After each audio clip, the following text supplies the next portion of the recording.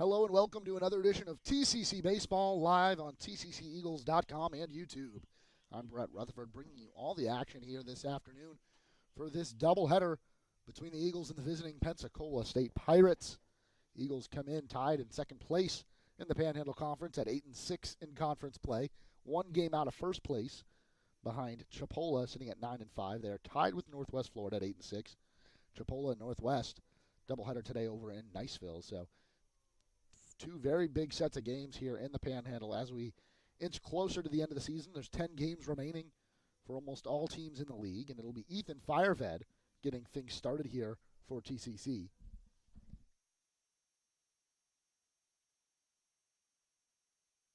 Just about ready to get underway. Eagles took 2 of 2 from Pensacola State in a Thursday doubleheader. Both of those games, though, 9 innings to make up for the Tuesday rainout.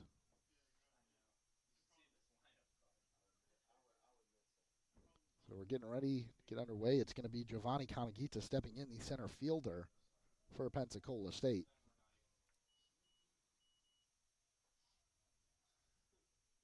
Kanagita hitting .190 on the season with a .316 on-base percentage. Pensacola State coming into the game 15-21. That's a strike there to get things started, even though it gets away from our catcher, Ethan Kreisen. Underway at 2:08 here at Eagle Field.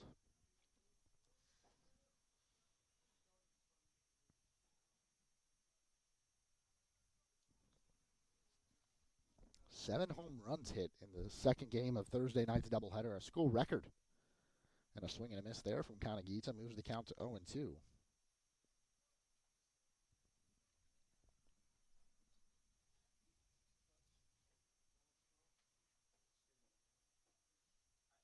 Eagles are winners of 4 straight. Last Sunday swept Northwest Florida in a doubleheader. And strike 3 called. That one looked right down the middle, but Fireved pounds the zone with a fastball and has a quick strikeout here in the top of the first. His first of the afternoon. Last Sunday I talked about how he's really climbing up in terms of strikeouts this season. Topping the totals of strikeout leaders from the last 10 seasons or so. First pitch is I believe that was a called strike into Cooper Porter. Breaking ball into the zone.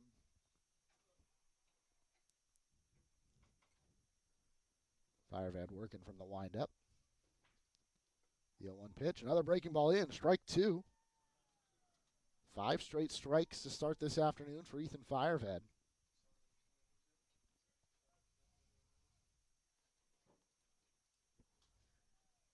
The 0-2 pitch on its way. This one misses high.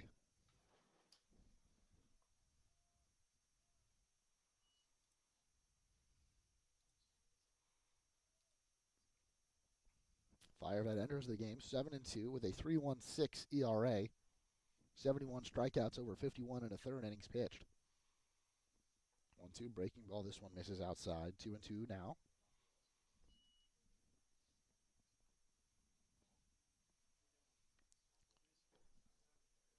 61 degrees here at first pitch in Tallahassee. Or 63 now. That one misses, I think, just inside, so the count does go full. But really windy here this afternoon.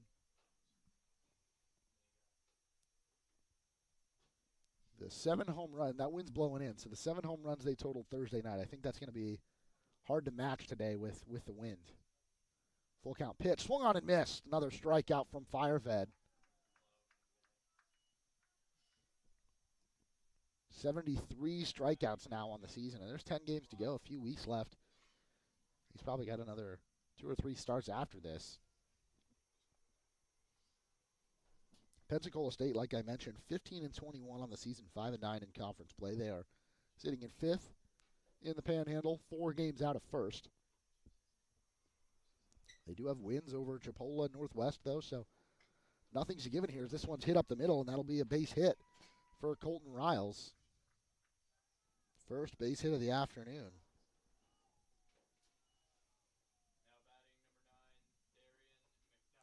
Things have been going really well for TCC. Winners of 4 straight. moved herself into a tied for a playoff spot right now.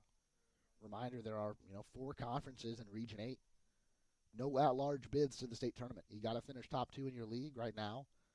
TCC and Northwest Florida tied for that number 2 spot in the Panhandle. Fire Red keeping an eye on Riles. Now goes home with it. Check swing, and home plate umpires just didn't go around, so it's going to be ball 1 to Darian McDowell. McDowell, a .304 hitter, has 10 doubles and 3 home runs on the season.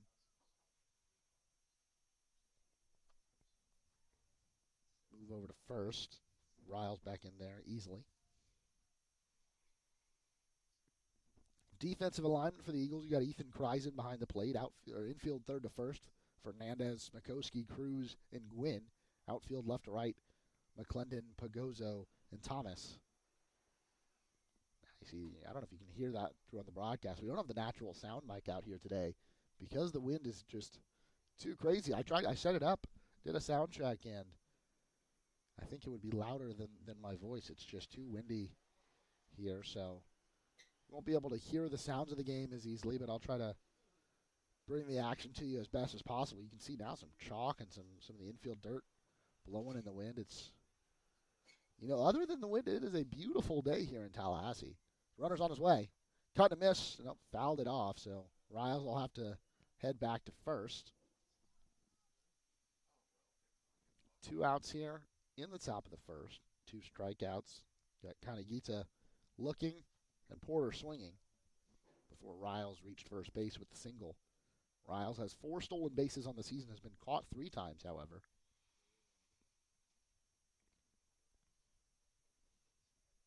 1-1, nope. And Fire Red goes over to first.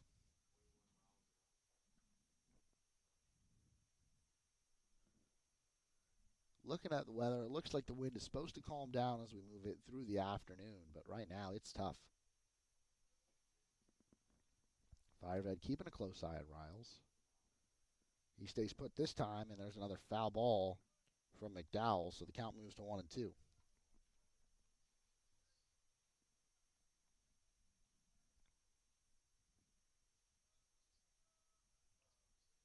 Florida, or TCC, stayed at number 7 in the Region 8 coaches poll. I imagine you have 2 wins already on the week. You picked up a couple more today. You could see yourself moving up and maybe even sneaking into the NJCAA Division I poll. They've got wins over Chipola, Northwest Florida. Now the runner's going. Another one fouled down the third base line by McDowell, so he stays alive, and Riles will have to head back to first again. Wins over Northwest Florida, wins over Chipola, a series win over Shelton State, who has been in the poll this season. They're receiving votes. They're not in the top 25 as of now. Close game here at home against College of Central Florida, who's also receiving votes in the poll.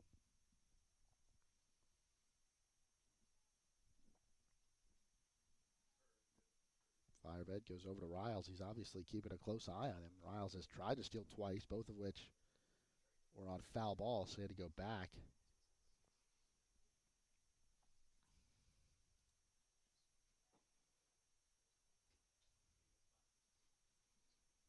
Kreisen has thrown out 8 runners trying to steal.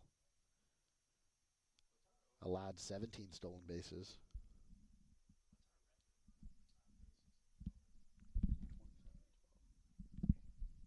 Runner goes again. Another foul ball from McDowell.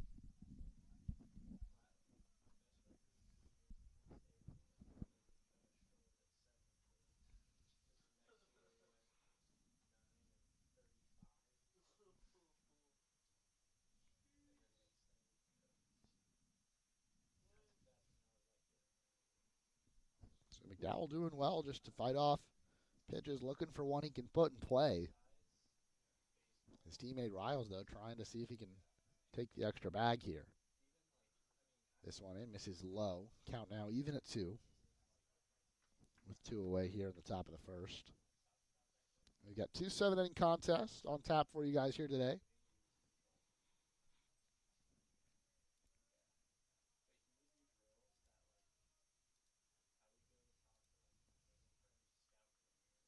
There goes again. This one a chopper. Smikowski moving to his left to field it. Throw to first is in time, and that will retire the side. So just a hit for Pensacola State. We head to the bottom of the first here watching TCC Baseball on TCCEagles.com.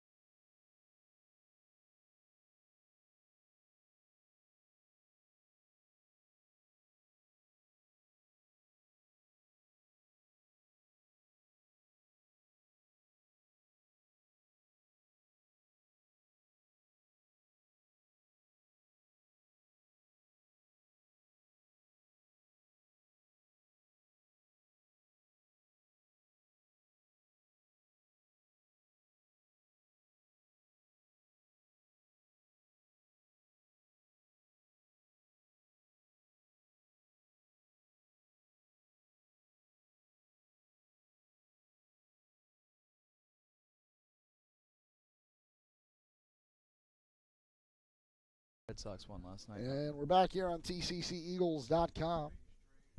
Brett Rutherford here, joined now by Andrew Larkin. Andrew, it's been a while since you've been up in the booth, but you're here for a little bit today.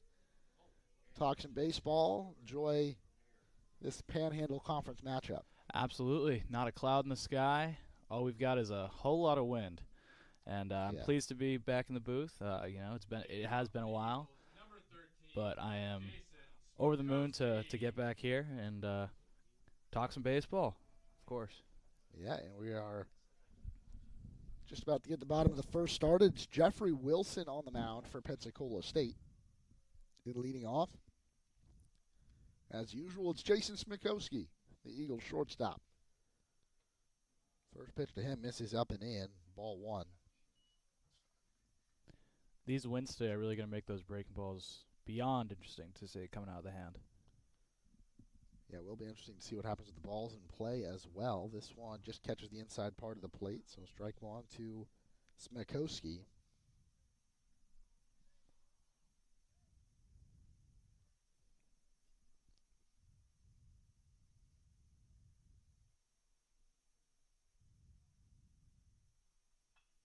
This one hit to the right side of the infield. Second baseman over to McDowell. Smikowski's retired for out number one. That one just caught him on the inside of the hands right there. Definitely didn't want to overextend himself. That was Diego Clariot on the play. That was the one name I hadn't filled out on my score sheet yet. Wilson, 42 and a third innings pitched. 9 starts. This is his 10th of the season. He's got a 3.83 RA. 15.3 Ks per 9. And an outside strike to Pagozzo. 72 Ks on 42 and a third innings.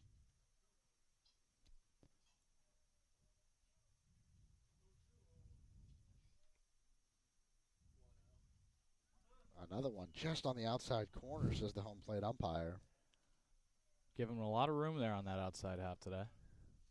I think, I don't know. I'd love to track it. I think we get way more strikes called on these doubleheaders than we do for those weeknight games. And that one, I think, was in the same spot. Yeah, that was the same spot. The catcher was set up outside, too. But that one called for a ball, so 1 and 2.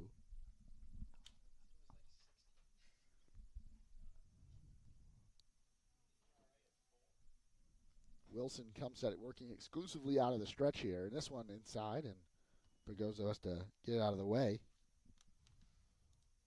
Now, correct me if I'm wrong, Brett, but is Josh Pagoso the Region 8 Player of the Week? 2 weeks ago was named. We actually had another Eagle named Region 8 Player of the Week, Brittany Michael over at softball. She was also named the NJCAA Pitcher of the Week. So in the first national weekly recognition for TCC softball in 7 years. Wow. Last one was back in 2015. But Brittany Michael was absolutely dominant against nationally ranked Gulf Coast State a week ago in the circle. Complete game shutout in game 1 of that home doubleheader, and came in and got the save in game 2 in a 1-0 game. Pagoso fouls this one back, so count was at 3-2.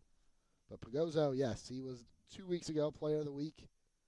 He's hitting .377 on the season with a .481 on-base percentage. Leads the team in batting average.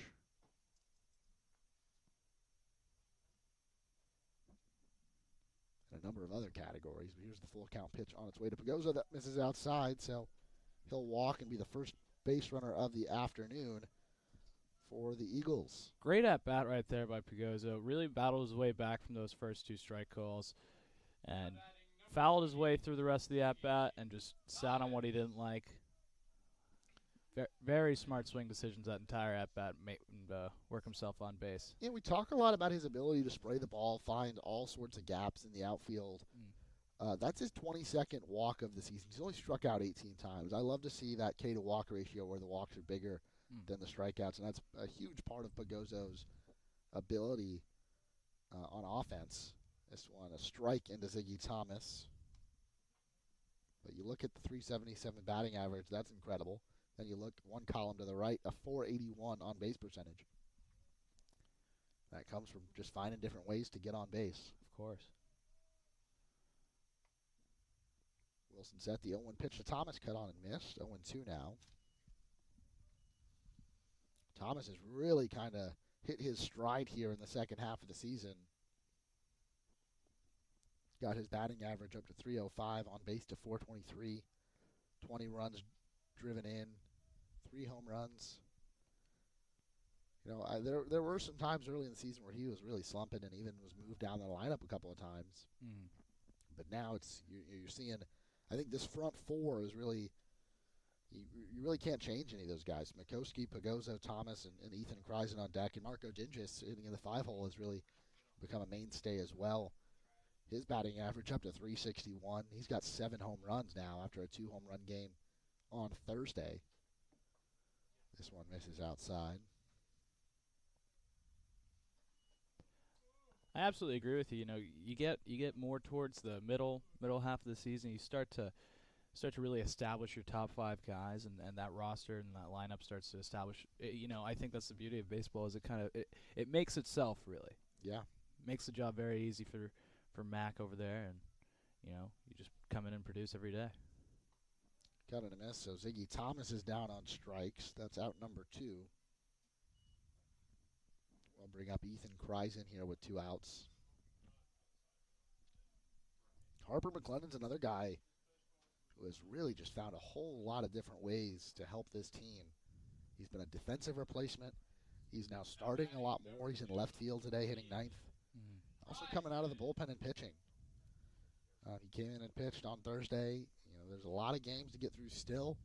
So to have guys that can come in and get innings, he is, you know, him and Brett Gwynn are really the two-way players on this team. McClendon threw 5 shutout innings. Wow. In that 2-1 victory over Pensacola State. 4 strikeouts, only 3 hits allowed. Pagoso on the move. The throw down is not in time. He's in there safely with his 16th stolen base of the season. That ball had a little help from the wind there on our side. Hey, you got to take advantage of that. Absolutely. Only been caught 3 times is Josh Pagoso. That one missed to Kreisen. He's up in the count 1-0. Yeah, McClendon, Paris, and Grant Harrison, who recorded his 6th save of the season in that game on Thursday, held Pensacola State to just 1 unearned run.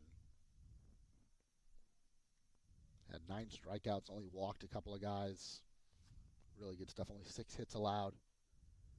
Pagozzo went 2 for 4 with a double. Marco Dingis 2 for 4 with a double as well. Kreisen shows bunt, pulls back. Pitcher seemed to overextend himself right there. Seems he lost his footing on the second half of his delivery. Yeah, you talk about a guy with a lot of strikeout stuff. I know he got Thomas, but the Eagles are, making solid contact thus far.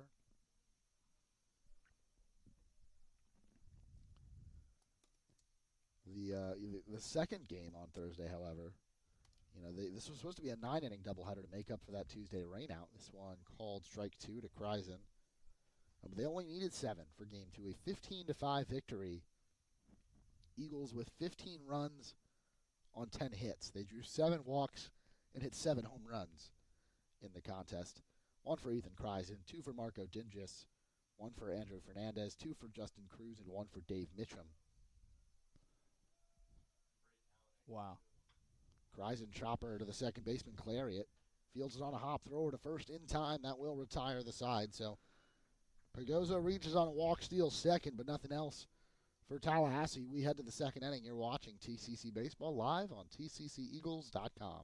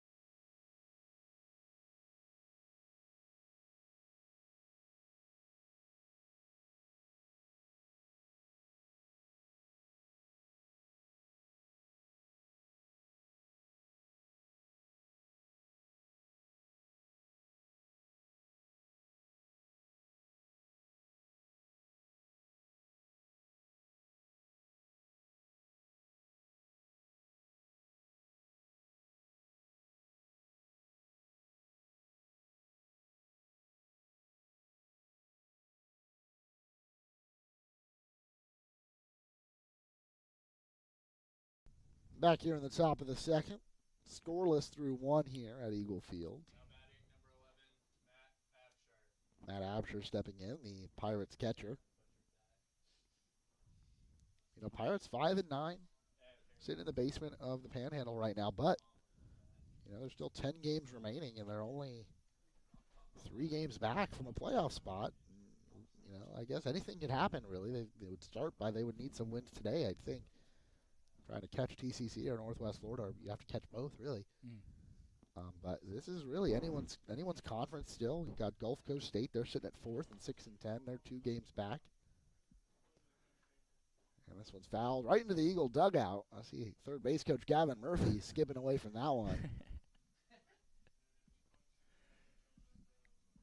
That one was close. Speaking of playoff chances and things like that, I think the best part about baseball is truly anything can happen. Yeah.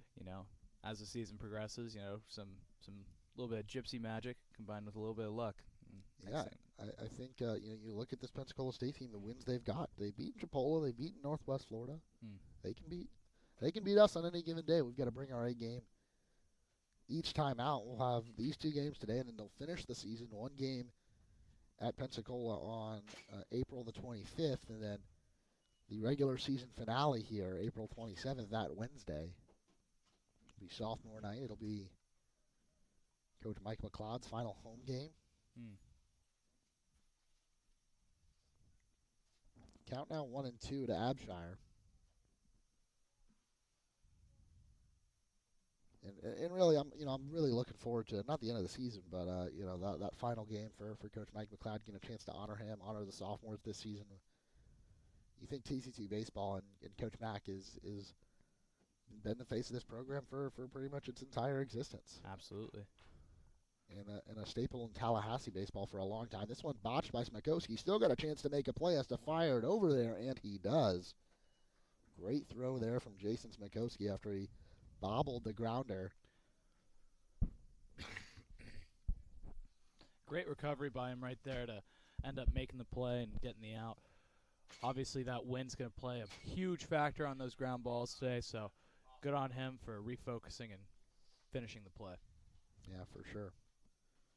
Coach Mack's been, like I said, this one sent into center field. Pagozzo in on it. It's going to be a tough play. Drops into no man's land for a base hit.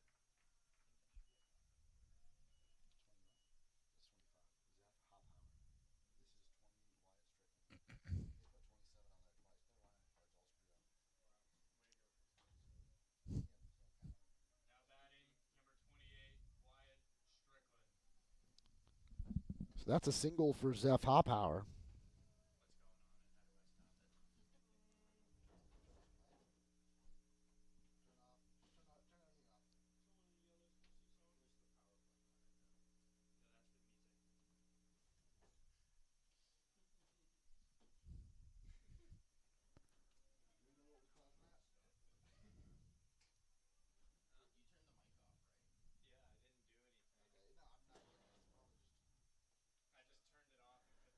First pitch to Strickland falls below the zone.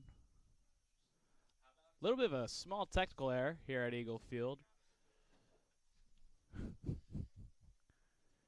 Had to pause the first pitch of this at bat. Yeah, figured out some technical difficulties. Yeah. Runner was moving there, but that one fouled off by Strickland. What is it with these Pensacola State base runners trying to steal and batters not taking the cue? They're not taking a pitch for them. It could be an attempt at a hit and run. I'd like to think so, at least. Could be. Could be. Firehead steps off there just to keep Hoppower honest. That wind's kicking back up again here.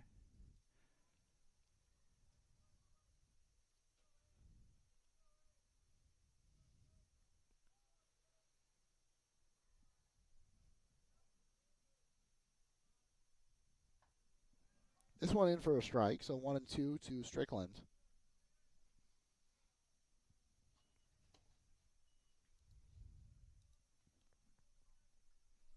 Strickland went 2 for 3 in game 2. Jubbled in that game on Thursday. After that first steal attempt, you have to wonder if they're going to try repeating that same play here. And as I say that, just to be cautious, Firehead keeps him in check.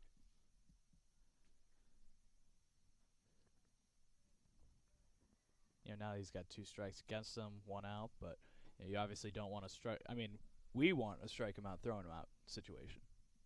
But obviously Pensacola State wouldn't want that to fall into their hands. In for a strike here. That's strike 3 called. Firehead with his 3rd K of the day and only the 2nd inning. Beautiful pitch right there. Just fell right into the zone. Kept him frozen, and he'll be frozen all the way back to the bench. Now it's Diego Clary at the second baseman, left-handed hitting here. Facing Firehead for the first time this afternoon. Clary went 2 for 3 as well. In game 1 on Thursday, 1 for 3 with a home run in game 2. In that game, 15-5, 10 total home runs, 7 from the Eagles, 3 from Pensacola State. You lose by 10 runs, but you still hit 3 home runs on the day. Honestly, even if you do lose and you get 3 dingers on the day, I'd have to consider that a productive day at the yard. Chopper over to Cruz. He chooses to go to second, and he just gets Hoppower at the bag to retire the side. A questionable decision by Justin Cruz, but the out counts just the same. We head to the bottom of the second. Still scoreless here at Eagle Field. You're watching TCC Baseball. Tallahassee Community College presents Rock the Roost, starring Luke Bryan. Yeah, that's my kind of night. Luke Bryan. It goes live Saturday, July 23rd on campus at TCC with special guest There was this girl Riley Green. drinking her hand. Shoot me and let's get into trouble grand. Tickets are on sale now at rocktheroosttcc.com. Luke Bryan, live, produced by Tallahassee Community College and Adams Entertainment.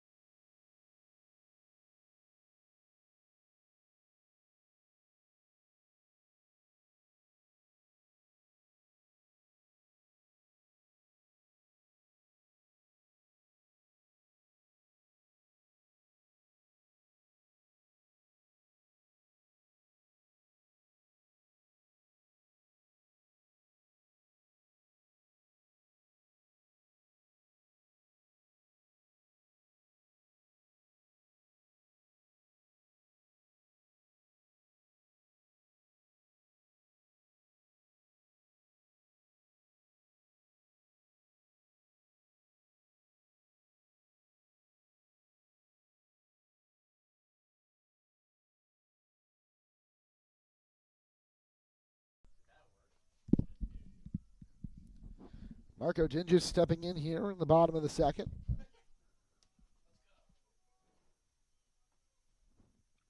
Shows bunt, gets one down in between the pitcher. He reaches for it, can't get it. Now the throw over to first from the third baseman.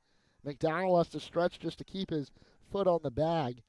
But ultimately a great play from Danny Ansel, and that's out number one. That was really an outstanding defensive play. You had no idea. I honestly had no idea which way that was going to go. Pitcher made a diving attempt and a barehand attempt to try to make that play, but luckily his third baseman was right behind him.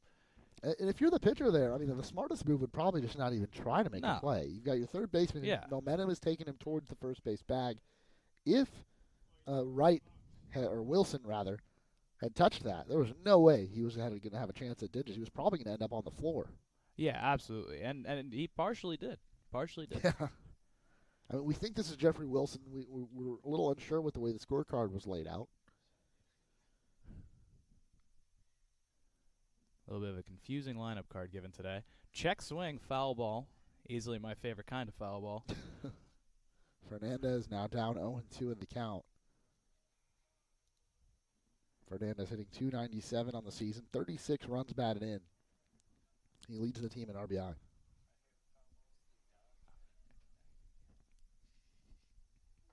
And a cut and a miss there. Big strikeout from Jeffrey Wilson.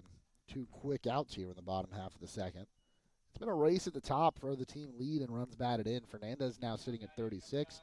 Marco Ginges at 35. Josh Pagozzo at 33. That last home doubleheader, it's like they were trading the lead throughout the game. You know, Ginges would come up and get an RBI single. Fernandez would clear the bases with a double.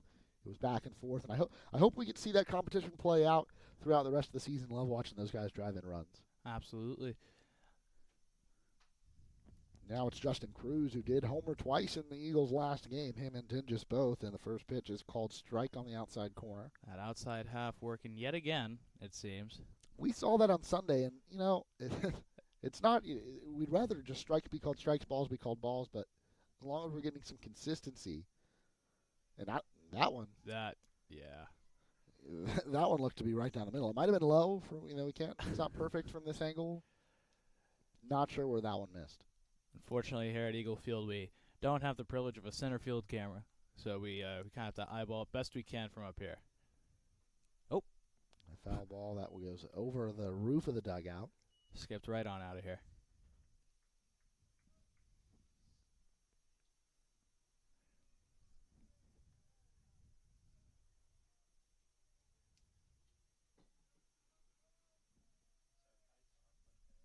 Two away, on-2 pitch. Hit foul down the third base line.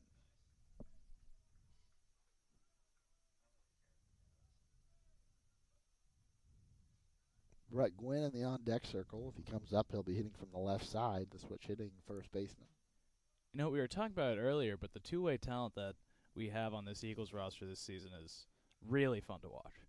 Yeah, Gwynn is really, he wasn't starting the year at first base a whole lot. You had Mekhi Johnson, and when Johnson goes down with an injury, Cruz, check swing, strike 3. So Wilson retires the side in order with 2 strikeouts. We head to the third, still scoreless here at Eagle Field, and we'll come back and talk about Brett Gwynn a little bit here on TCCEagles.com.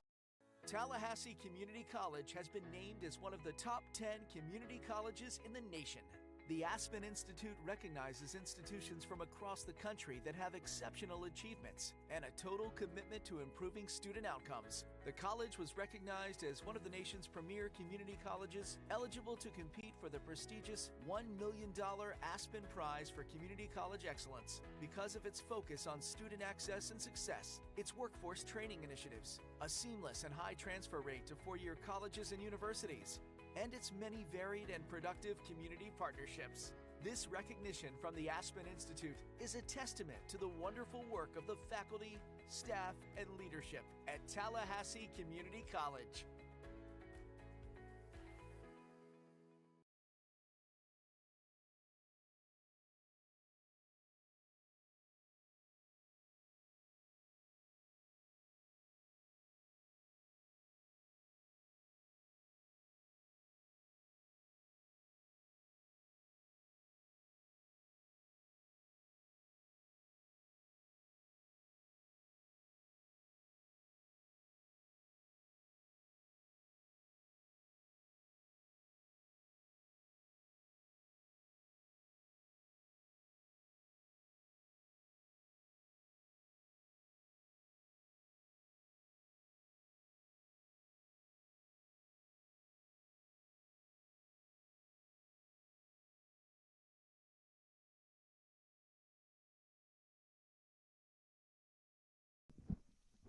Back here, starting the third inning. Ethan Firehead back on the mound. Danny Enzel, the Pirates' third baseman, stepping in, the Florida State transfer in the 9th spot.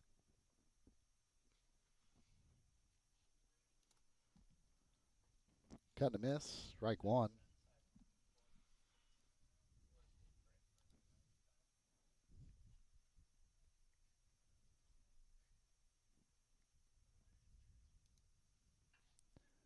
This chopper, Smikowski in to field it, throw over to first. Quick out number 1. Great quick play right there to get the inning started.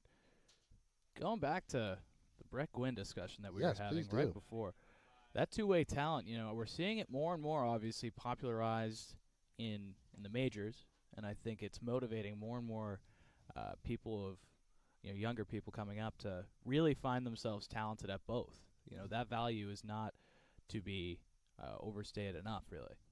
Yeah, for sure. Kind of Yeats is stepping back in, and Gwynn you've seen his role evolve. He's getting more starts. I go down to the dugout post-game and hear Coach Mack and his teammates calling him Big Bird. So he's got one heck of a nickname there. And he is, he's 6'4", 6'5" maybe, over there at the first base bag. Switch hitting. Can come in and pitch. He can do it all.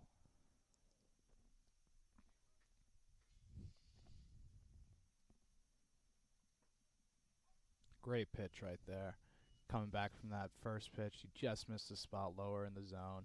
Trying to establish that inside half now. Wouldn't be shocked if he takes on the outer half of the plate again here. We've been getting those calls all day, so why not attack that half? Breaking ball called, strike here. And Firehead, that breaking ball, it's going to get a lot of whiffs, right? But it's also, he can get it on the back door there, drop it in for a strike. And he can do that it's not by accident, right? He's not hanging one.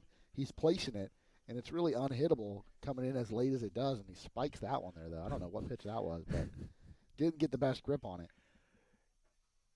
Just a bit low. Ethan Firehead recently committed to the University of Pittsburgh. So he'll be heading to the ACC. His brother currently a pitcher at Virginia Tech. His brother transferred out of Northwest Florida. So both brothers will have pitched in the Panhandle Conference and the Atlantic Coast Conference in their careers. Ethan spent some time at Virginia Tech last year. Didn't appear in any games.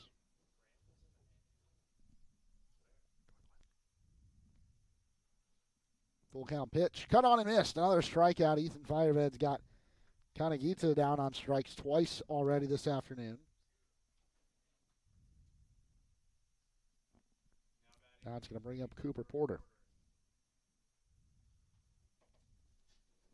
Andrew, it's opening weekend in Major League Baseball, and it's been really it's been nice. I can spend my whole weekend, whether I'm here at the ballpark watching games or at home watching Major League Baseball.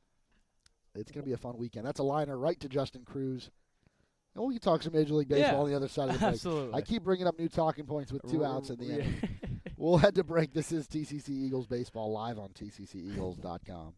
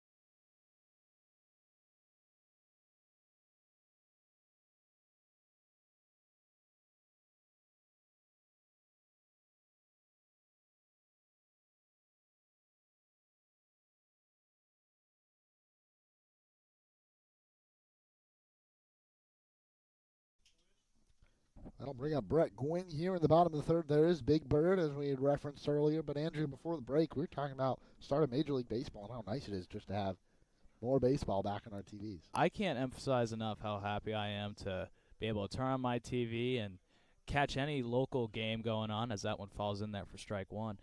I'm specifically more excited for my Boston Red Sox. Although we didn't get the win last night in the Bronx, the opening season series versus the rival of the Yankees, as that one falls in there for strike two, there's nothing quite like it, really. You get you get the opening day feel combined with the classic rivalry, and it's the best. Where do you have the Red Sox finishing in that AL East division this year? Oh, I have them winning it. Oh, interesting. Absolutely. I think it's going to be a very tight division. I've got Boston fourth. I don't want to start any fisticuffs up here. But. Well, the Red Sox line up, offensively, and their infield, now that they have the addition of Story, I can't see them finishing anywhere but first in that division. You think they've added enough to catch the Rays offensively? Oh, absolutely. I think the Rays have to catch the Blue Jays first. Well, the Rays scored second most runs in all of baseball last year. And now they get Wander Franco for a full season. We'll have to see. Brett Gwynn, now 0-2 the count to him. So everybody's catching the Rays this year except for Houston, and that's a breaking ball taken high for a ball. Obviously, these are all speculations, as we saw. No, that's fact. The Rays did finish second in all of baseball in runs scored last year. See, but the Red Sox, the Red Sox finished fourth in all of baseball. So they're catching the Rays. I'm asking you. Well, no, in season-wise. ALCS, 6 games. Oh, well, yes. Okay. Yeah. Sure, yeah. 1 game away from the World Series. People forget. 2. They lost in 6, right? Oh, yeah, they did lose in 2 games away. People forget. ALCS. No, I remember. How'd that series go, the DS? I actually forget that. DS was just kind of a blur for me. I'll have to check after. All right, yeah, sounds good. Cut and a miss there from Brett Gwynn, and that'll be a strikeout for out number 1. Wilson gets his 4th strikeout of the afternoon. Bring up Harper McClendon.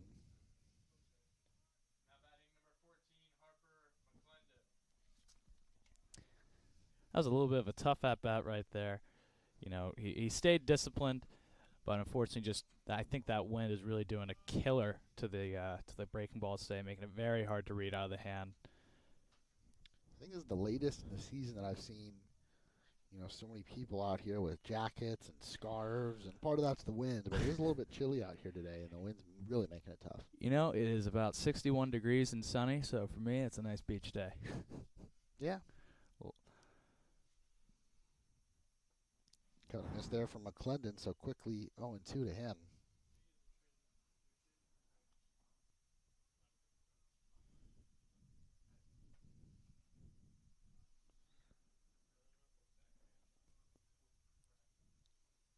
Wilson set, delivers, swung on and missed. Another strikeout there, and these pitchers, we're getting a real. Oh, that's only strike 2. I had that as an 0-2 count.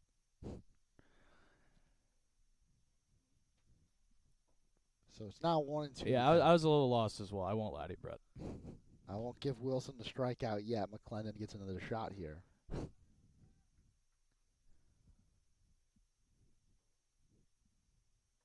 This one is swung on and missed. And then he tries to make a mad dash, and I realized the catcher dropped. It didn't make much of a difference there. So appreciate the hustle and the effort right there. Never give up on a play until it's over. I mean, if he had avoided the tag there, then he may be forced to throw to first base. Who knows? Maybe he gets away. Eagle Field, pretty well populated today in terms of the fans out here. I will say we got a decent amount of people coming out to watch us today. Gotta love that. Love the support here. But yeah, those blankets and the warm knit hats, heavy jackets are a very common sight in the stands today.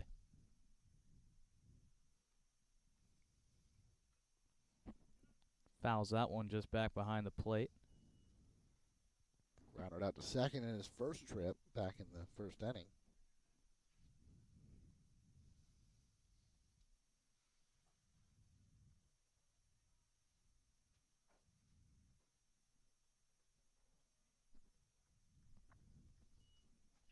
This one misses, and count even at 1 now. With 2 outs right here, love to see him come up big and get a knock here, get the boys going. Need to find that offensive momentum as he tries the outside half right there, and for once, they don't get it today. Love that. Really thought that one was going to fall in there. I'm sure he did too.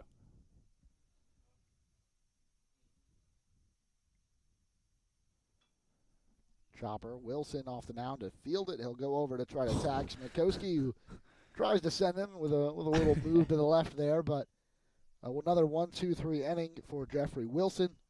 A little bit of a post-play conversation right there. A little bit of some small interchanging. We will head to the 4th inning now. Still scoreless here at Eagle Field on TCCEagles.com.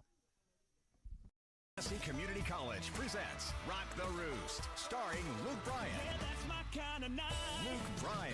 It goes live Saturday, July 23rd on campus at TCC with special guest There was this girl, Riley Green. drink in her hand.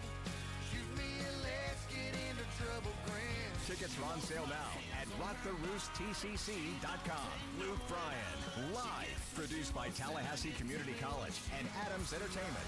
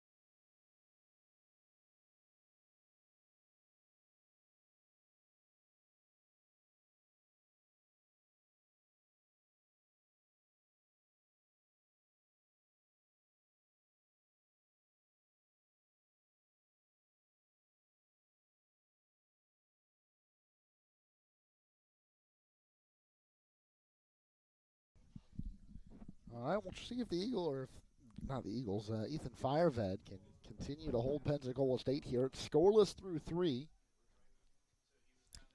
2 hits for Pensacola State, none yet for Tallahassee.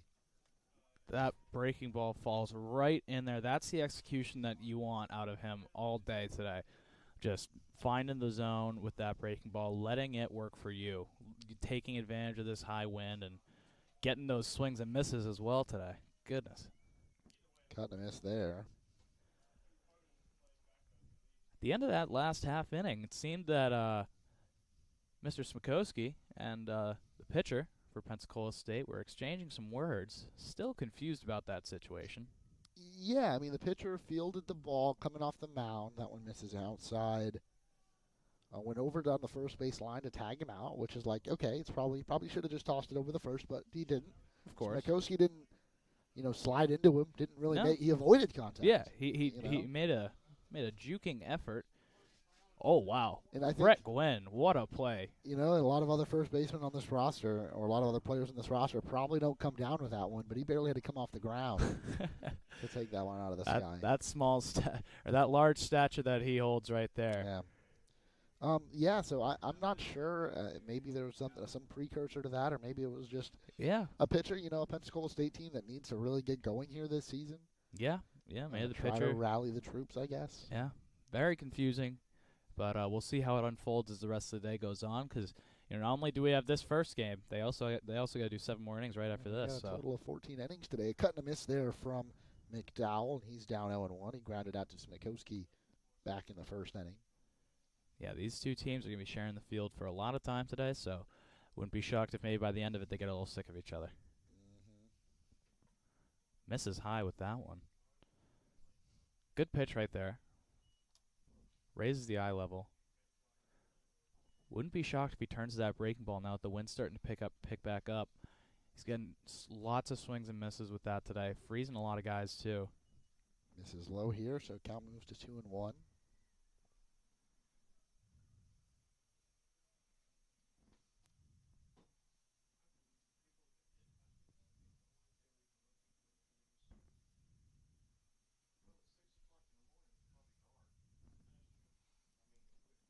The count.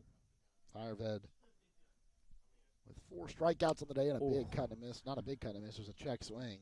A little bit of a sword right there. And now count 2-2. Fireved really making hitters look silly with that breaking ball. And another cut and miss there. Gets away from Fireved. Kreisen's got to go all the way down towards the first base dugout. Throw over to first in time. So another strikeout and out number 2 here in the 4th. How many is that for Fireved today? That is his 5th K of the day. Wow. He is just dealing today, carving through this lineup. Only allowed 2 knocks so far. Absolutely love to see him keeping up that production. 3 swinging, 2 looking. Now Matt Abshire stepping in. Do we know if there's any relation to our very own Caleb? Spelled slightly differently. Abshire Mm. for Caleb. Abshire for Matt. This one in the dirt.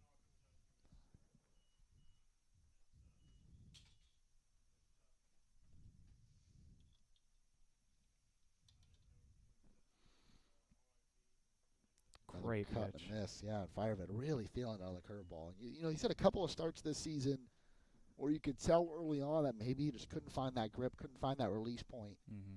And there are other days where, it is just, no matter what, if he's going front door, back door, no matter where he locates it, even when he puts one in the dirt like that, you can tell that he's feeling it. He knows what he's doing with it. He's got complete command over it. And it feels like today so far has been one of those days. Absolutely. No short of nothing unintentional out there right now. He is absolutely at the driver's seat right now, especially now that we've got 2 away. Just carving through this lineup as that one grounds right to the third baseman. Diving play, and that throw will just go a little bit wide from Gwynn. Great play to keep the ball in front of him. Just couldn't execute the throw, unfortunately. Yes, that'll be an infield single for Matt Abshire. Would have been an outfield single if not for Andrew Fernandez. Absolutely. So you make the play on it. I think it was going to be a bang-bang play at first. Right. You did the diving play. That's a hit. That's not an error.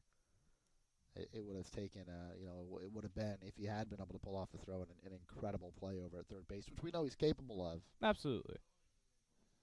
But another hit, the third hit of the day for Pensacola State, and that'll bring up Zeph Hopauer. Seems to be some discussion.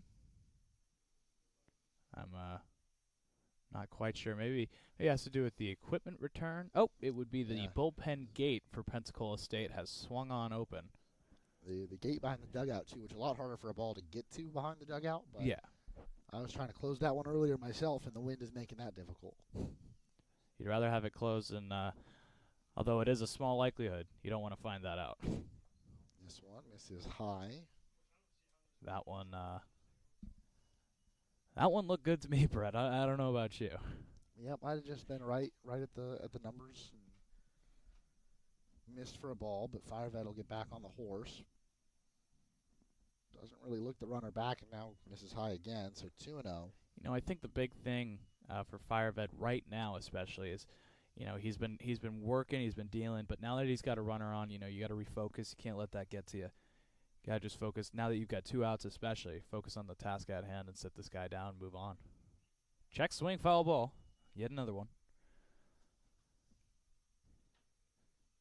Came around maybe about quarter of the way, and just the end of that barrel caught it.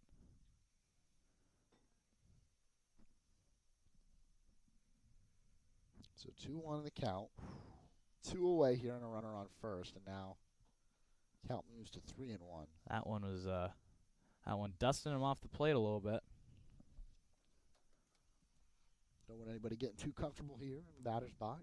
Of course.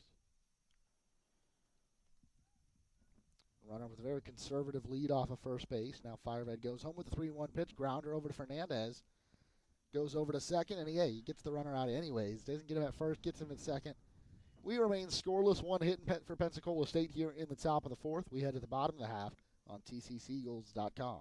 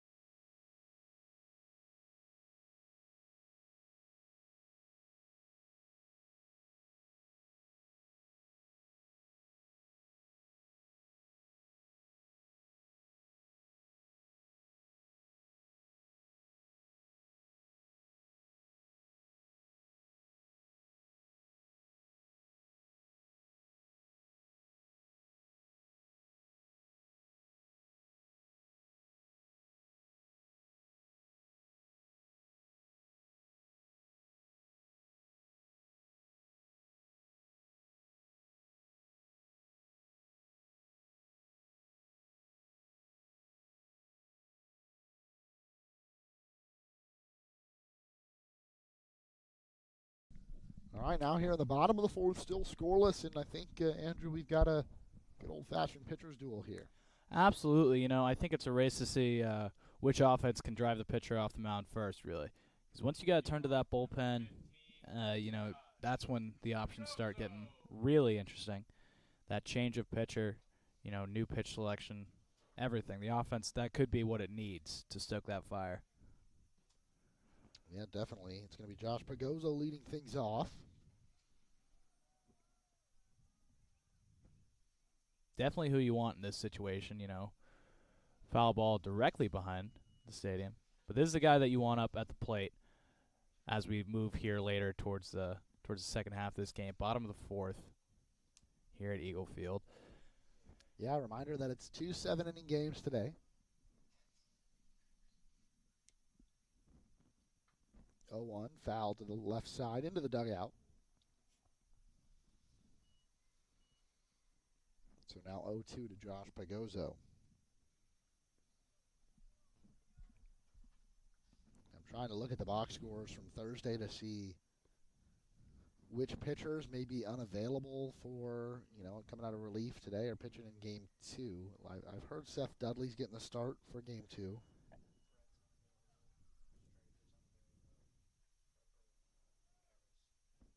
Yeah, Harper McClendon went 5 innings on Thursday. I think that probably takes him out of the equation. David Strager threw a bunch as well. This one sent into left field. Down, could be extra bases, should be extra bases for Josh Pagozzo. He rounds first. Heads into second. The throw from Riles is not nearly in time.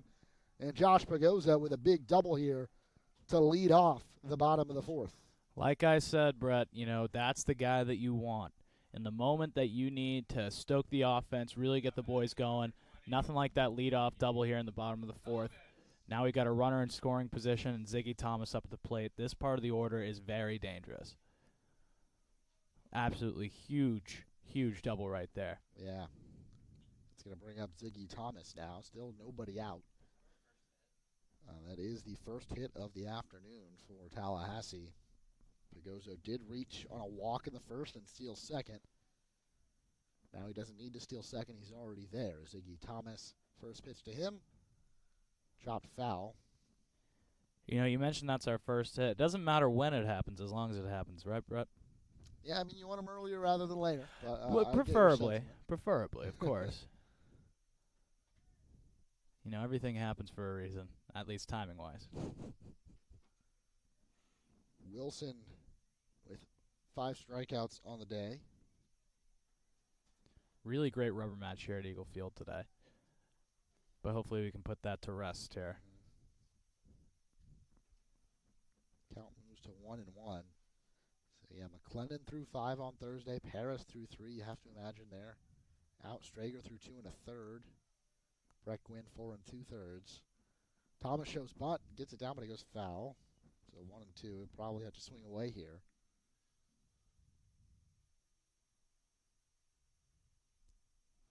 Brett, a lot of buzz today here in Tallahassee with the Florida State spring game. Ah, yeah, over at Doak Campbell Stadium. Absolutely. On my way here, hit a little bit of that pregame traffic. Did not miss that. Wilson set the 1-2 pitch on its way. I believe FAMU has their spring game as well, as that one gets past Ziggy Thomas, strike 3, out number 1 in the inning. Really need this offense to pick up here. Can't leave them stranded in this situation. Now's the time. Attack them. It's going to bring up Ethan Kreisen. He grounded out to second his first trip. Florida State baseball on the road. At Georgia Tech, they lost game 1. You got Florida State softball at home. They hosted Virginia Tech. TCC softball on the road today at Chipola. Love a good TCC Chipola matchup right there, especially in baseball and softball. Always bring out the best games.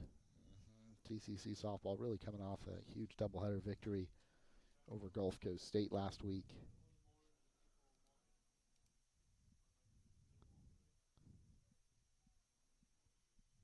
FAMU baseball picked up a win over in Daytona Beach this weekend. Last night against Bethune-Cookman. They've got them today again at 6 o'clock. This 1-1 misses inside, so 2-1 now. A lot of athletics in the city of Tallahassee to pay attention to. No shortage of entertainment around here. That's for sure. It's usually like that year-round. Absolutely. Once this wraps up, baseball season, that is. Once baseball season wraps up, we got the summer. And, although a lot of students are going to be out of town, that's when Major League Baseball gets its time to shine. And as quickly as you start paying attention to it and the postseason rolls around, that's when football and college football start rolling back up again. And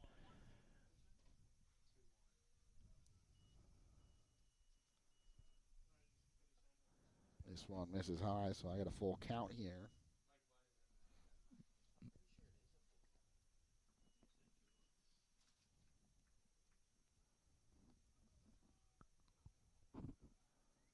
Runner on second is Josh Pagozzo. He doubled to lead things off here. Now trying to be driven in. Swung on and missed by Ethan Kreisen. I believe that would move us to a full count now. Now we're without a full count, so it was a 3-1 count.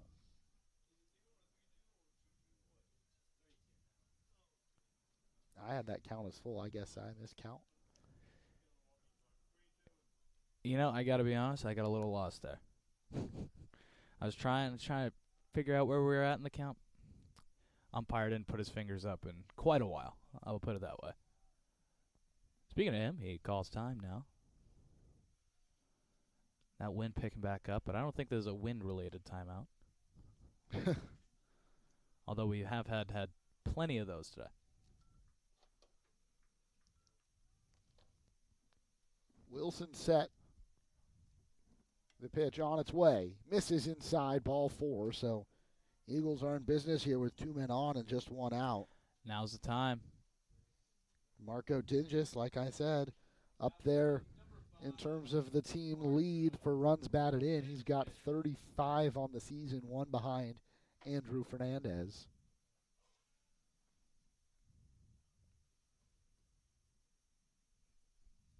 And we'll get a mound visit here. We'll step aside real quick. You're watching TCC Baseball on TCCEagles.com.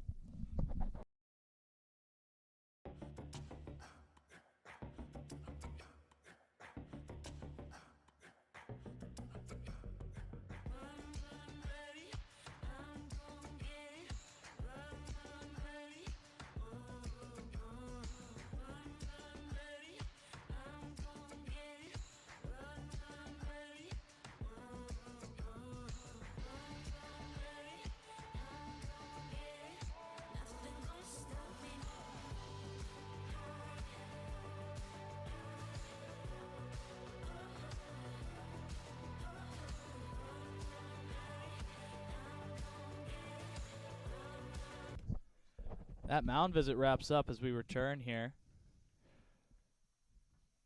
Huge spot for the Eagles. Really need to capitalize and drive some runs in. Get that lead here in game 1 of the doubleheader today as he fouls off that first pitch behind the plate. That'll be strike 1 now with 1 away.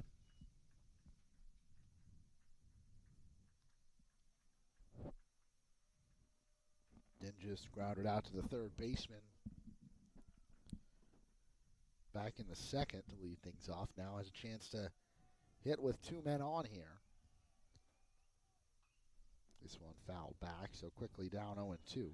The Eagles bench is absolutely buzzing right now. I can hear them through my headphones, which are very... yeah, we don't even have the mic set up outside. Yeah. Sometimes you get some good crowd noise or some good dugout noise Absolutely. with a mic outside, but nothing. Too windy today, but this place is... Let me tell you, folks, it is absolutely buzzing right now.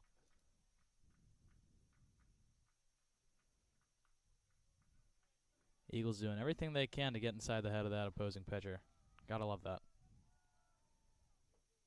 That one misses down low. It'll be a 1-2 count now.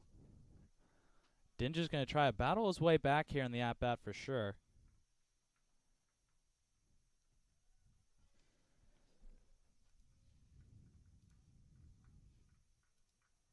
Seems they've started a bit of a clapping rhythm over there. Yeah, trying to narrow it down. I was going to wait and see what you called it.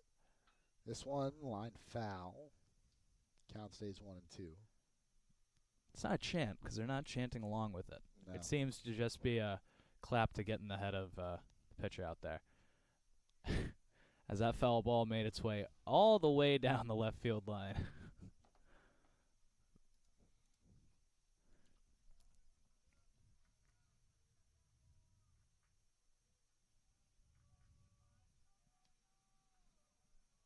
The 1-2 now. Swings, ground ball to third base, and he bobbles it. No play as now we've got bases loaded with one away. With Andrew Fernandez stepping up, bases loaded, still a 0-0 game with one out. Absolutely huge. Would we call that an infield single, Brett? That's an error. That's an error? Yeah, that's fair. I will say. Give him everything. Yeah, of course, naturally. That third baseman, though, he had it, and it seemed that he just no throw, no attempt for a play either. Very shocking turn of events right there. So now Fernandez, who's got the team lead in RBIs, gets a chance to hit with 3 men on here, 1 away. First pitch, miss it. No, strike 1 called. That one was very generous. Yeah, that's tough. It's good for Jeffrey Wilson. You get that strike call to start the at-bat. That's tough for Fernandez hitting from the left side here.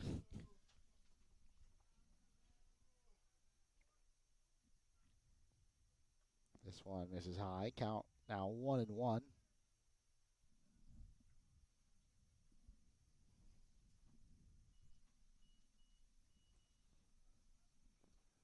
Just 1 hit today so far for the Eagles. Bottom of the 4th now.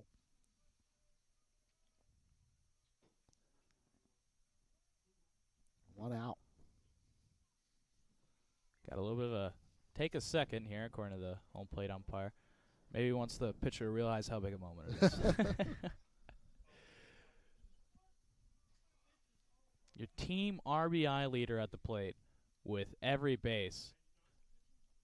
This one sent into left field. Riles moving over to get it. Will it be enough to tag and score? Pagozzo heads home. Throw is cut off. Now they're going for the out at second, but Kreisen slides in safely. So the Eagles take a 1-0 lead on the sac fly from Andrew Fernandez. And Ethan Kreisen gets into third base with an incredible slide. That throw was cut off, and then they tried to tag him as he was tagging to get to third base, but he's safe. So now runners on the corners, 2 outs, and the Eagles have a 1-0 lead. Outstanding play right there. Just he served the purpose. Extend the at-bat just long enough to get that sac fly and get the runner in, and more importantly, advancing that runner from second. Absolutely great base running by there. Just missing that relay tag. Yeah. Very, very close, but nothing doing for Pensacola State as now the Eagles have the lead. So 1 run on just 1 hit so far, but still a chance to add to that lead with Justin Cruz at the plate here with 2 outs. Takes ball 1 inside. Going back to Andrew Fernandez, that extends his lead as a team RBI leader. Up to 37 now. So he's got a 2 RBI lead over Dingus. We were talking about it earlier, but that competition is so fun to see within themselves, as that one is driven foul down the right field line. That one started very fair, and the wind just took complete control over that one. Goodness. Yeah, I think we were probably expecting a more of a low-scoring game here today with the wind, because for the most part this afternoon it's been blowing in towards home plate. The 10 home runs that they put up Thursday night in Pensacola, probably very unlikely to match. Very unlikely, but obviously never impossible, Brett. Yeah. We can hope. We can indeed hope. Yep, this one low and in, so it's a 2-1 count now to Justin Cruz. Trying to get some scores here from around the state. Not many games have gone final yet. Pasco Hernando took down Florida State College of Jacksonville 11-5. This one sent high in the air, left center field. Kanagita moving over and makes the catch, covered a lot of ground there, and that will retire the side. Justin Cruz put a charge into that one, but he get caught up there in the wind, giving enough time for the center fielder to go over there and make the play. So the Eagles add 1 run on 1 hit. 1 error and 2 left. We head to the 5th inning. TCC 1, Pensacola State 0. Tallahassee Community College presents Rock the Roost, starring Luke Bryan. Yeah, that's my kind of night. Luke Bryan. It goes live Saturday, July 23rd on campus at TCC with special guest There was this girl Riley Green, drink in her hand. Shoot me a let's get into trouble grin. Tickets are on sale now at rocktheroosttcc.com. Luke Bryan, live. Produced by Tallahassee Community College and Adams Entertainment.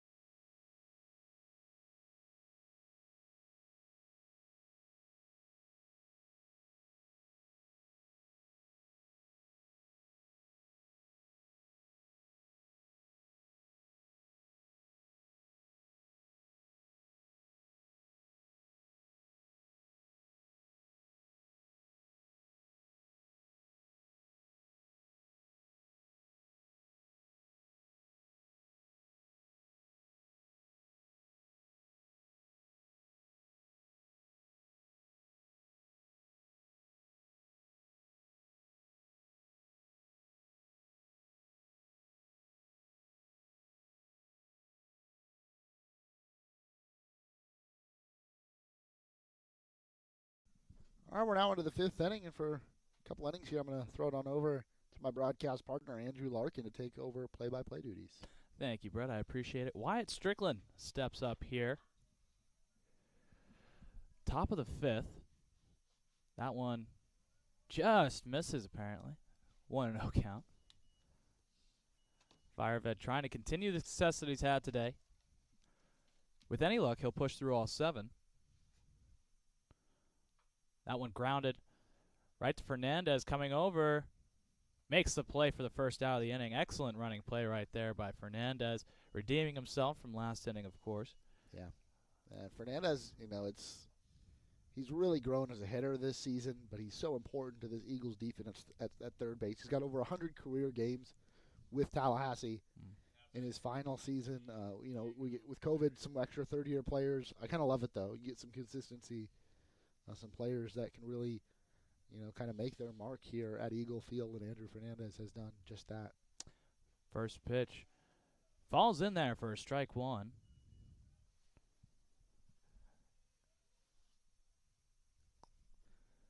Clariot last time went down on a fielder's choice. The 0-1 also falls in there for 0-2. Very quickly dealing through this lineup.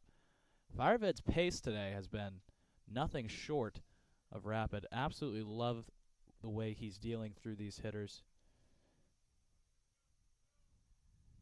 Now the 0-2. 3-pitch at bat, and down goes Clariot, and we, just like that, have 2 away here in the top of the 5th. 6th strikeout of the day for Firevet. We're now into the 5th inning. He's been, like you said, that pace. When he's on, one pitch after the other. Get back on the horse. Get back on the horse. Fire another one in there. And looks good today. Danny Anzel steps in now.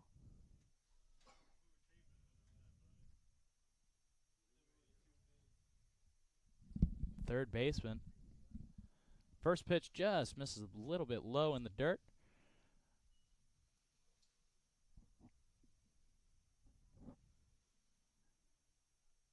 We've got an Eagle running over to the Pensacola bench. I can't say I know what's going on there. I think that was Grant Harrison. Very rapidly sprinting over there as that one misses upstairs. 2-0 count now.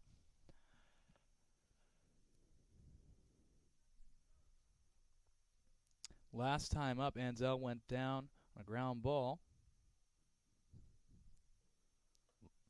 And that one misses again upstairs, 3-0. Probably looking to execute that pitch just a little lower. Maybe just a tad late release on Firevet with this one.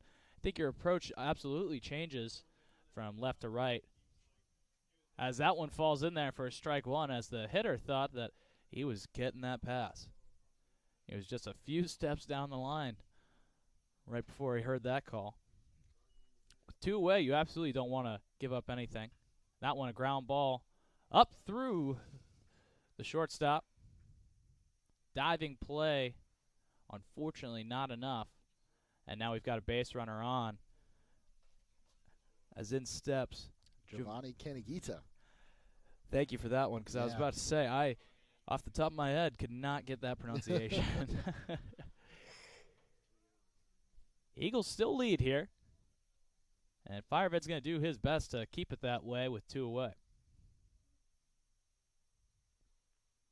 You know, I think Fireved's approach with lefty and righty hitters, as I was saying, definitely changes.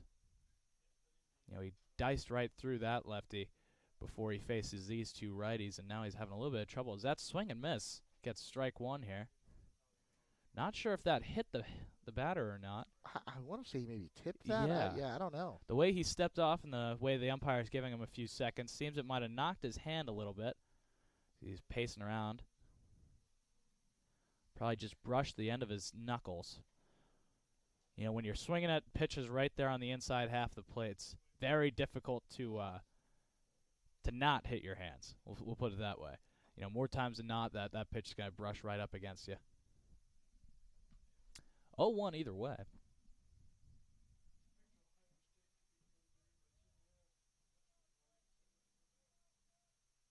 Fireved now, and he's got him. Oh, what a great throw. And that will be the end of the inning as Fireved saw that steal from a mile away. And that lefty advantage of the pickoff move really helps. So we got 1 runner left. More like picked off, but that will be the end of the inning. We'll be back. TCC Eagles.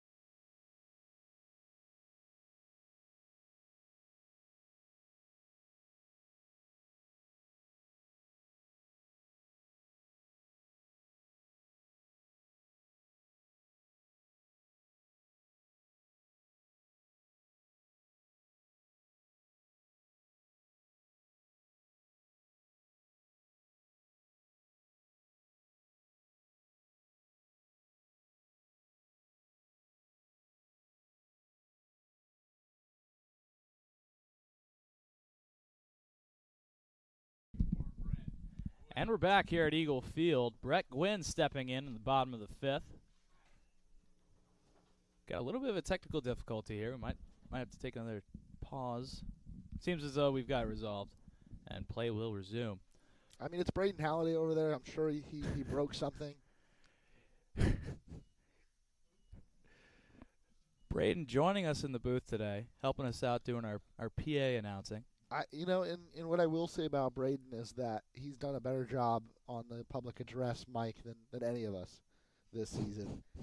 Really brings a level of personality that none of us can. I will say, I think that's the advantage of knowing these guys and working with them every day.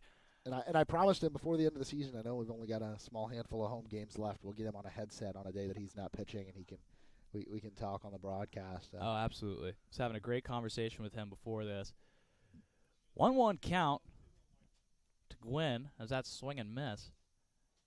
Kicks and deals as Gwynn drives that high into center field.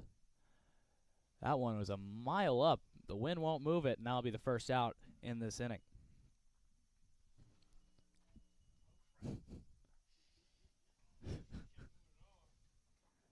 Now steps in Harper McClendon, left fielder today.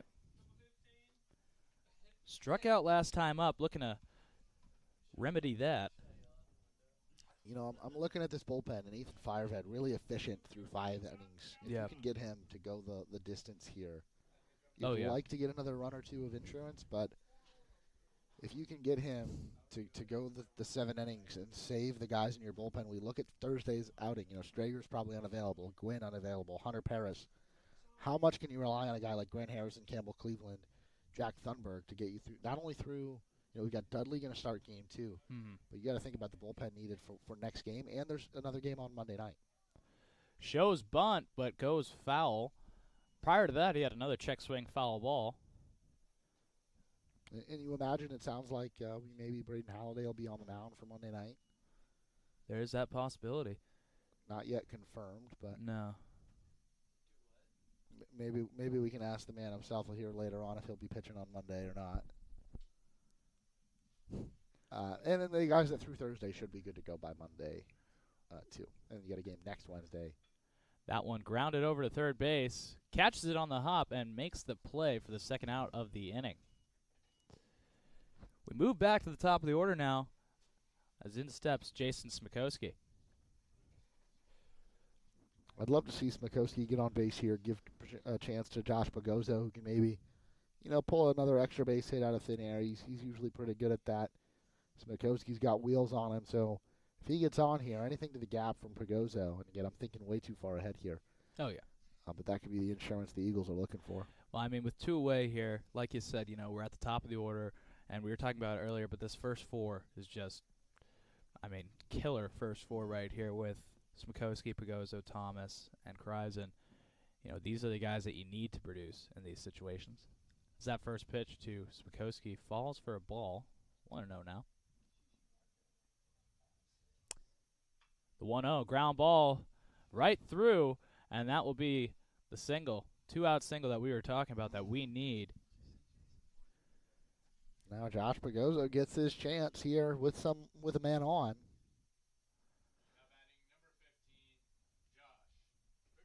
Two away. Spokowski on his way down to first, pointing at the dugout of Pensacola State. Maybe it has something to do with that earlier interaction that we were discussing. A little bit of fireworks here today. And as I said earlier, you know, they're sharing the field for quite a while, so wouldn't be shocked if we see something come out of that. As Smikowski goes, and he is picked off, trying to steal. He does not like that call. Yeah. Pensacola State really giving it to him from the dugout. Either way, that will be the 3rd out in the inning. And we will return on TCCEagles.com. Seems as though, hold that thought, seems as though there's some discussion with the umpire.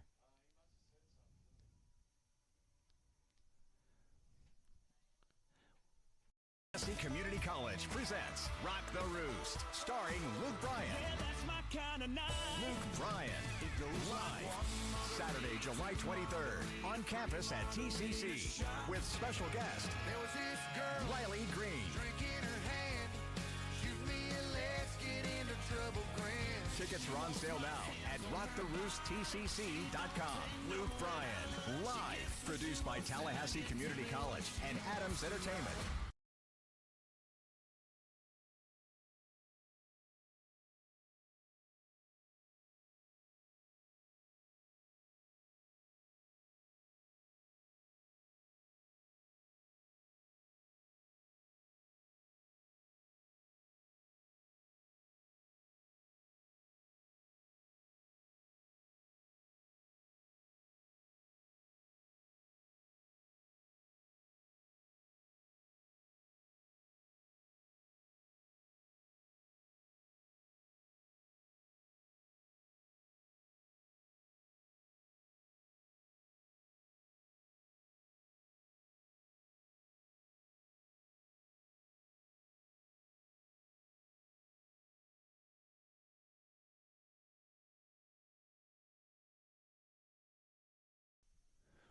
We're back here at Eagle Field. And we're going to pick up right where we left off last time with Giovanni Brett, help me out here. Kanagita. Kanagita, thank you. Hey, I don't even know if that's right. Right, I'm going right. to say it confidently. That's fair. We never really get the best clarification on pronunciation up here in the booth. Yeah, maybe I'll go down and talk to Giovanni in between games, and Yeah. I want to get it right. It's, Of course. Number one rule as a broadcaster. Shows bunt, pulls back, though. Strike either way. Obviously, we left off here with a little bit of an exchange with Smikoski and, yet again, Smikoski and an umpire, it seemed. We're still not sure of the outcome of that, but he's still out there playing, so we're going to assume that maybe at most it was just a warning, as that one bounces in the dirt for ball one. Yeah, I've got no clue what was said. He was called out on a close play at second, trying to steal. He hesitated, though, on his way into the bag, so if he had the jump immediately and then hesitated before taking off, and that gave enough time for Abshire to get the ball down there and throw him out. As that ground ball to short, and that'll be the first out of the inning. Stepping in now, Cooper Porter, the shortstop for Pensacola State. Has a strikeout and a line out today. Looking to turn it around at the dish. Firevid still working quickly. And like we were saying earlier, you really want to stretch him out this game so we can use as least of our bullpen as possible. If he goes all seven, I mean, that's really the ideal situation you want there, as the Eagles still lead by one. That's strike one in there.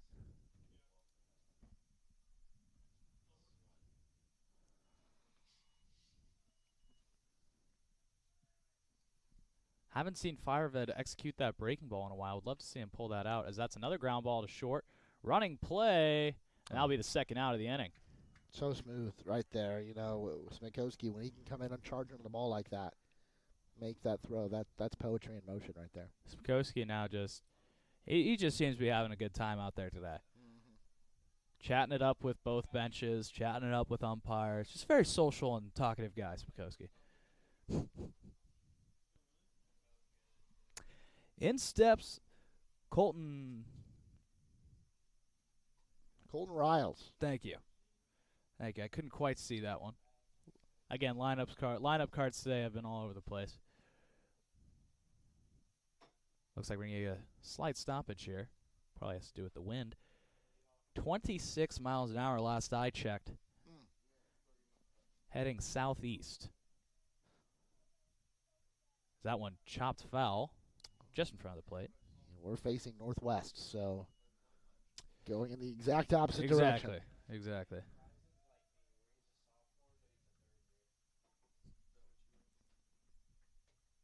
The 0-1 now. Bounces off the catcher. That's ball one.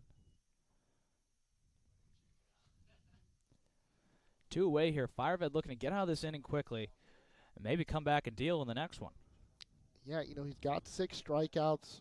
Only, I think, 1 walk. No walks on the afternoon. Not a lot of full counts either. So pitch count can't be too high. We don't have the exact number. He's been stretched out to 6. Max wanted to see him go 7 before.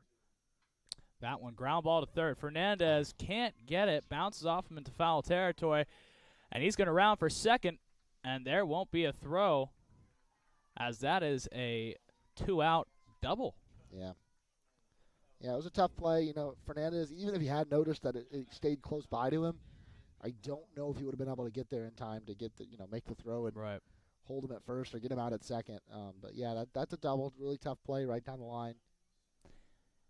Either way, in steps Darian McDowell now with 2 away and a runner on second. This is the biggest step out of the game. McDowell, the best hitter in this Pensacola State lineup. Ethan Fireved still in the game. Just gave up the 5th hit for Pensacola State. And facing the cleanup hitter here with 2 outs in the top of the 6th inning. Looks like we're going to get a mound visit here. We'll check back in a minute. Eagles still lead by 1. You're watching TCCeagles.com. Tallahassee Community College has been named as one of the top 10 community colleges in the nation. The Aspen Institute recognizes institutions from across the country that have exceptional achievements and a total commitment to improving student outcomes. The college was recognized as one of the nation's premier community colleges, eligible to compete for the prestigious $1 million Aspen Prize for Community College Excellence because of its focus on student access and success, its workforce training initiatives, a seamless and high transfer rate to four-year colleges and universities, and its many varied and productive community partnerships. This recognition from the Aspen Institute. And we're back. Fireved's going to stay in this game. Just need a little pep talk with his teammates and coach real quick. You know, just understanding the situation at hand here with two away. And like you said, Brett, best hitter in the lineup at the dish with only the one-run lead. Very crucial to get this third out right here and get the bats back in the Eagles' hands. Yeah, it doesn't get bigger than this in a pivotal game, really, for both teams. First game of two today. Eagles, we don't know the results over in Niceville. There's that breaking ball. Falls in there for a strike. Like I said, hadn't seen him break that out in a while. And maybe that was part of that discussion, you know. Yeah. You know, just a quick reminder to go back to what was working, what's executing in the way that you need it to. And just a reminder, you know, your stuff's still going. As it's 0-1 now with two away. That pitch, that's another breaking ball, and it's fouled off to the right side. Quickly down to 2 strikes here. Really looking to execute that last pitch and sit them down. A TCC win, if they hold on here, and a Northwest win in Game 1 of that doubleheader would mean a 3-way tie atop the Panhandle Conference between Chipola, Tallahassee, and Northwest Florida.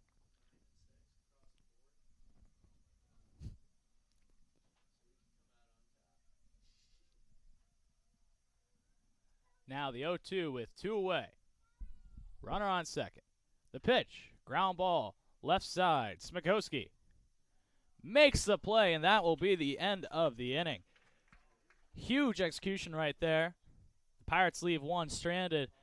Eagles still lead by 1. You're watching TCCEagles.com.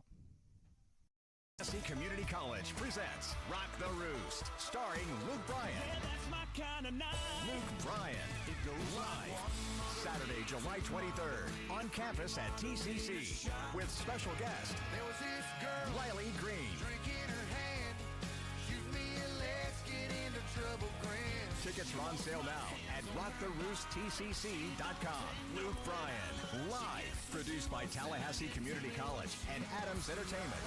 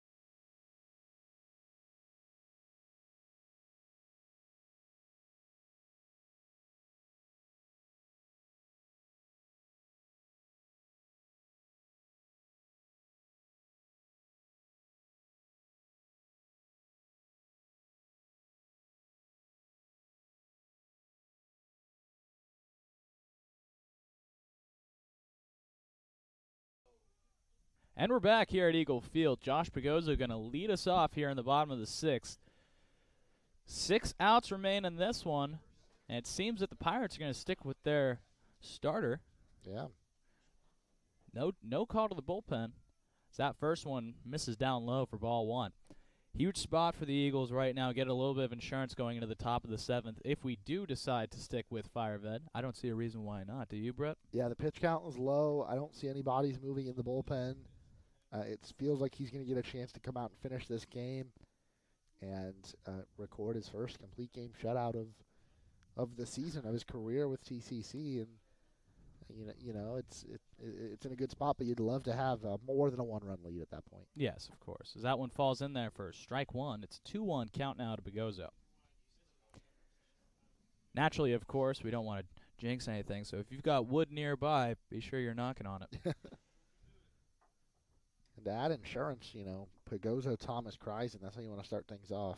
That pitch misses down low and out. Catcher really tried to get that call right there. Picked it right back up. 3-1 now.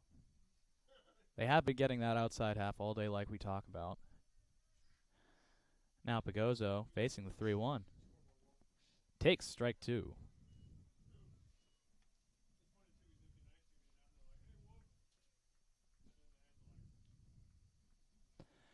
Now the full count here.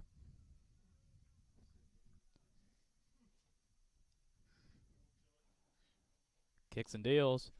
Flies that one high to the second baseman. That'll be the first out in this one.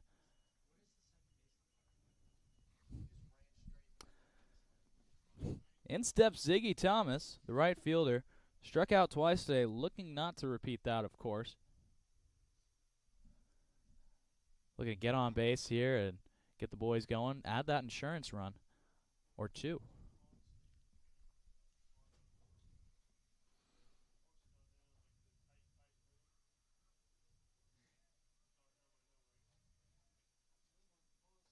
That pitch just misses outside. He was looking to have that break more in the zone, but it just never happened. 1-0 now to the right fielder. Takes again on the outside half. Ball two. Way to lay off those pitches. I think after you go down on strikes twice, it reminds you to be a little more patient and wait for yours.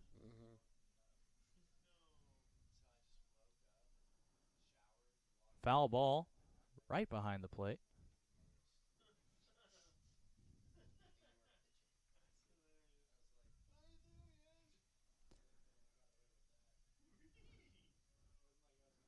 The 2-1 count now. Swings right through that one. Strike two. Ziggy Thomas over 2 with 2 strikeouts today. Wilson's really had his number, even with the lefty-righty matchup. You'd love to see Thomas just put one in play here, make something happen. Absolutely, Brett. 2-2 count now with one away. And the pitch. Swings right through that one, and he goes down on strikes. That's 2 outs now, and in steps Ethan Kreisen.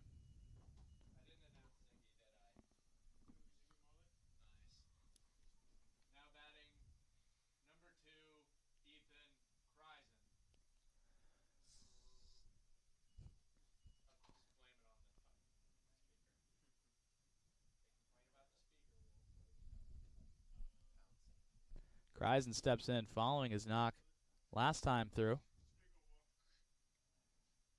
And the first pitch to him is on the inside half. Ball one. You know, we were talking about Major League Baseball earlier, Brett, and we got some results in from Tampa Bay. The Rays defeated the Orioles 5-3, yes? Yep, 5-3 win. They would take the series with the third game tomorrow. Kreisen swings right through that one. 1-1 count. White Sox leading Detroit 5-2 in the 8th inning. Quick meeting between the catcher and the pitcher. The AL Central is a very sneaky division to pay attention to this year, I feel. You know, you got the Tigers and the Twins, all big free agent moves this past offseason. Cleveland locking up their star player, Jose Ramirez, who I think is probably a top 5 position player in the entire game. Absolutely, and they got him on a great deal, too. I believe it was 5-year, $150, if I'm not incorrect. Yeah, he wanted to stay, and it was just a matter of whether or not Cleveland would do it. It was kind of like unlike them to lock up players like that. Yeah, they're not big spenders, as that 1-1 misses. Yeah, not sure where that one was, but hey, we'll take the gift there, make it a 2-1 count. I think the White Sox are still the cream of the crop in that division, but I like what the Twins are doing again. They bring in the biggest free agent of the offseason, Carlos Correa. Cleveland's still got a nice pitching staff. I don't think anybody's going to run away with it. Yeah. think that's my main point in bringing them up is, it's definitely something to pay attention to. September rolls around, October, and you never really know which direction that one's going to head. And I think the Pirates will be interesting, too. Another year of Brian Hayes. He was just locked up when O'Neill Cruz is now moving over to the NL Central. The Pittsburgh Pirates? Yeah. I'm not saying they'll be competing this year, but I think they can make things interesting in the NL Central with their young talent, and they might be in a spot where as early as next year they're back on the right track, if they've ever been on the right track. Yeah. Kreisen takes ball 4 there, and he works his way on base as in steps the designated hitter, Marco Dinges. But if they get on the left side of their infield, Brian Hayes and O'Neill Cruz, I think that would be a really good start for them. Their pitching philosophy is one that can probably be criticized. You've seen pitchers like Garrett Cole and Tyler Glasnow who had some success in Pittsburgh. Of course. Chris go Archer. On to become, but you see those guys then leave Pittsburgh and go on to become Cy Young candidates. Neither of them have won it yet, Glasnow or Cole, but both are kind of in the running. Indeed. When they're healthy. Yeah. Yeah, I think Pittsburgh's a very interesting franchise to look at when it comes to spending money. They're up there with the Athletics and the Guardians in terms of the frugal clubs that we got. Yeah. It should be a fun season. I think the Dodgers are the team to beat. For sure.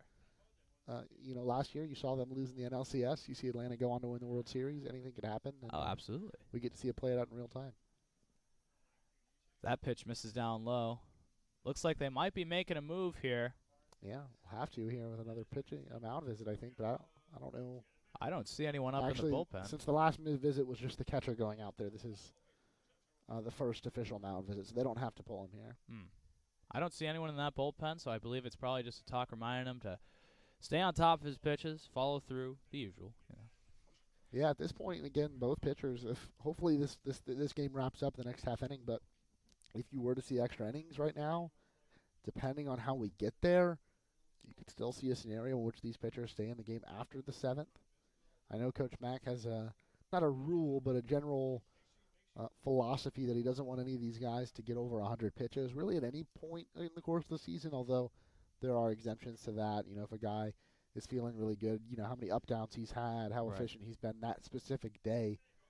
If there's anybody on the staff that I think he would trust to get to that point and to continue to pitch in a long game would be Ethan Fireved. He hasn't pitched longer than 6 innings, but I imagine, I don't see anybody warming up, that he will get the ball to start the 7th. That 2-0 pitch bounces in the dirt. Kreisen's going to take second. It's a 3-0 count now with 2 away. Still don't see anyone active in that Pirates bullpen down there. Very interesting turn of events here. Now we got a runner in scoring position and a 3-0 count to Marco Dinges. Now, do you think he swings away or takes all the way here? I think you swing. You got a runner in scoring position. I think you swing if you see your pitch. Right. You don't force it, though. That one misses upstairs, and that'll be ball 4. Runner on first and second now. 4 straight balls. And looks like they are going to make a change here on the mound.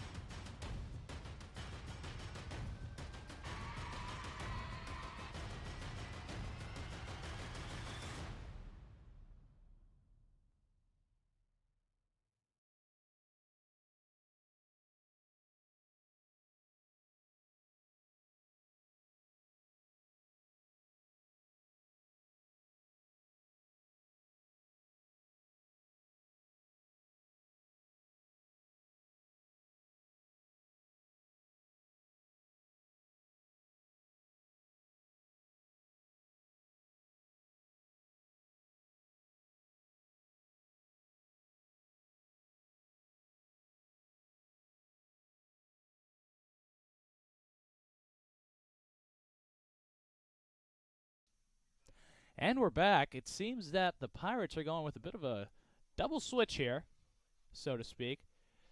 Seems that Porter will take the mound. He has 9 innings pitched on the year, 7 strikeouts. And more importantly, it seems like Wyatt Strickland, their designated hitter, will now be playing third base. Yeah, so you lose the designated hitter here, but Strickland stays in the game.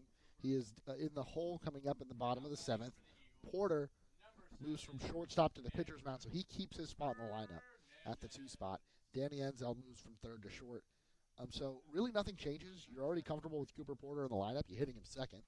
He's got relief experience. You just lose the designated hitter. So if you were to pull Porter, if this game were to go into extra innings and you need another pitcher at any point, you could pull Porter, but you don't have the DH anymore. The pitcher slot is now the number 2 slot for Pensacola. Naturally. Yes. Of course. In steps Andrew Fernandez, our third baseman. Runners on first and second, and it's a 2-0 count now. So Jeffrey Wilson finishes with 5 2/3 innings pitched, 2 hits, 1 earned run as things stand. He is on the hook for the 2 men on base, 7 strikeouts and 4 walks. 7 strikeouts through 5 and that one driven out to center field, but it will bend right into the glove. Leave 2 stranded. Eagles still lead by 1. Last frame coming up on TCCEagles.com.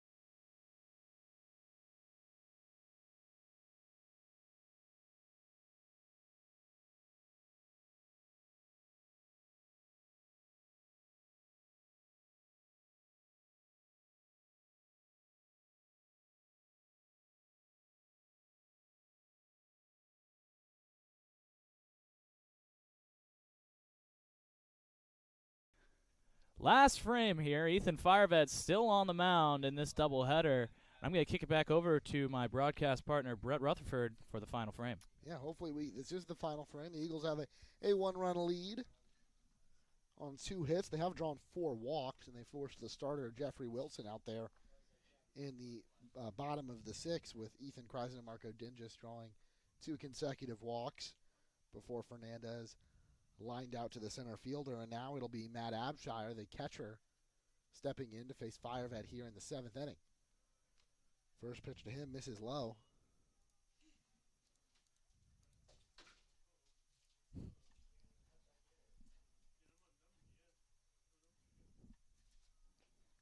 Now, you said in the hole is the former designated hitter, now third baseman, Wyatt Strickland, yes? Yeah, will be Strickland, and you've got Anzel or Hoffpower on deck.